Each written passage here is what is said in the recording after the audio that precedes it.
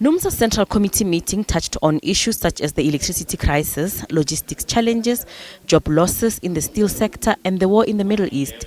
The union says the crisis at state-owned companies like Transnet is a deliberate ploy to bring the private sector on board in such institutions. It also accuses government of not acting honestly in implementing the court ruling to exclude schools, hospitals and police stations, amongst others, from load shedding.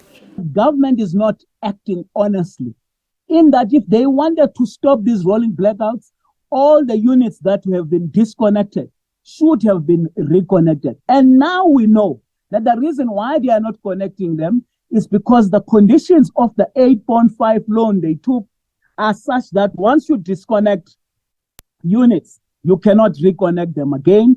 And the conditions are such that they must basically close more power stations. And the cabinet have basically ratified that in the recent past. And the CC said it is workers, it is communities. We can no longer tolerate this rolling blackout. NUMSA is calling on government to bring together parties in the steel sector to discuss ArcelorMittal's move to retrench workers and close some of its plants in the country.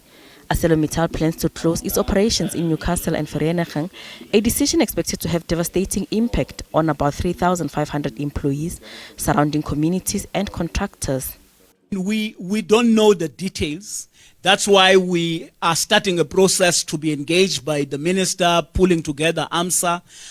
Ourselves, we're saying everybody must be put in one room so that we get to the bottom of the problem.